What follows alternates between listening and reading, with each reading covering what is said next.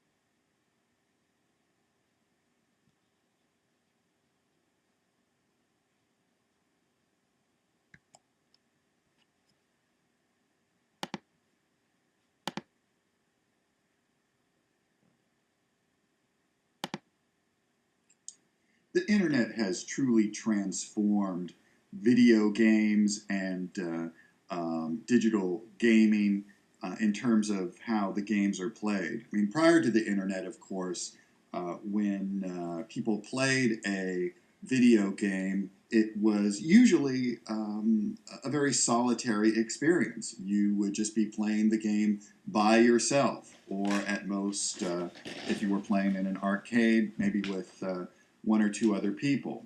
Now, with the internet, we have the development of these massive multiplayer games and social gaming with massively multiplayer online games where people can actually create these virtual worlds. So that gaming is really moving away from being this kind of solitary experience to a more social one. That said, and the book doesn't really get into this as much, what I think is an intriguing issue is ultimately how has the development of online digital gaming affected our social relationships, all right? Because even with these multiplayer online games, the reality is, for the most part, people are still in a room by themselves on some type of console playing a game. So that at some level, at least in the physical concrete world, you're still by yourself. Yet that kind of coexists with a more social experience, at least in the virtual sense, that you are communicating with other people, chatting with other people, collaborating with other people, competing with them. in these games. So I guess my question is, how does this ultimately affect one's social relationships? Um, can we say that people that spend a lot of time gaming online are still very much involved in social relationships? It's just that the nature of those relationships have changed from in-person, interpersonal relationships to virtual online relationships. Or can we say that there is still something to be concerned about in terms of the solitary nature of the gaming experience when you know are kind of in a room by yourself on this console?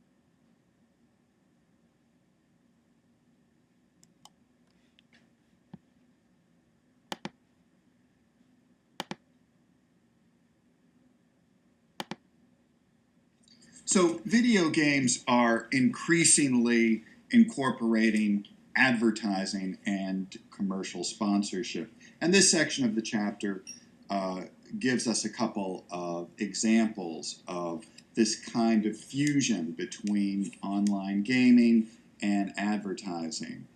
One popular kind of fusion is what's referred to as adver games, video games or online games that are created purely for commercial promotional purposes, like a video game featuring M&M candies or Cheetos or corn chips. All right, and a lot of times these adver games are played by children, and they're usually for free.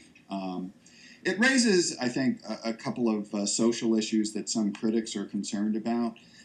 Because on one level, you think, oh, hey, these are video games that are harmless, there's no violence.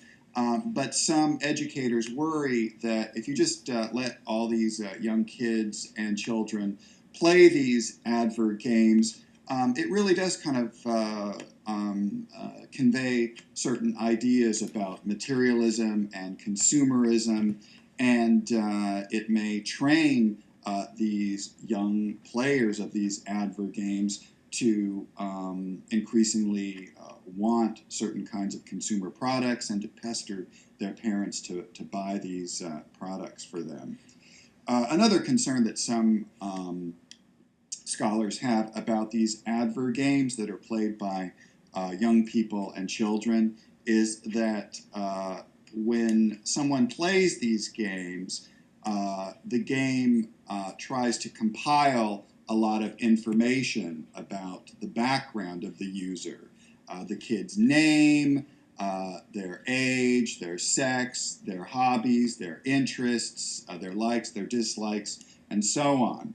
And that's intended to create a consumer profile of that young person, of that child, so that the company can target ads to that young player more effectively. So there's a question here about whether or not that kind of marketing effort is out of bounds? Is it overly intrusive into the lives of these young players?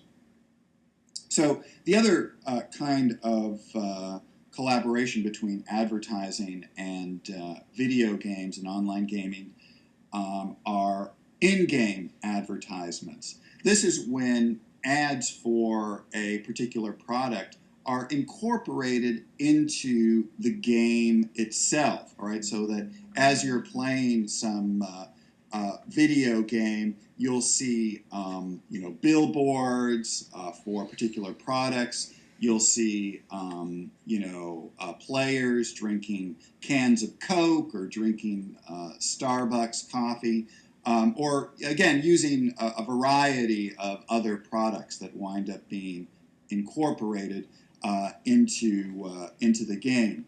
Now this is, I think, part of a broader trend in media industries towards what's called product placement, right? Where we're seeing the incorporation of sponsored products in not just video games, but also TV shows, films, magazines, a whole array of media. And especially for TV, advertisers like that kind of product placement because it prevents the audience member from skipping the ads, right? Because in the process of watching the TV show or playing the game, you necessarily have to be exposed to these ads so that they come to your attention. You can't kind of escape them. So it's really good for the the advertiser, the company that's trying to get your attention. But I guess once again, though, some social critics wonder how this ultimately affects the underlying storyline for the video game itself. When we see more of these product plugs and product placements within video games, does that then shape the video game to promote a certain kind of underlying idea of consumerism and materialism? If the game is set up so that if you win the game, you get like certain virtual consumer products, does that ultimately in the game associate success with consumer products?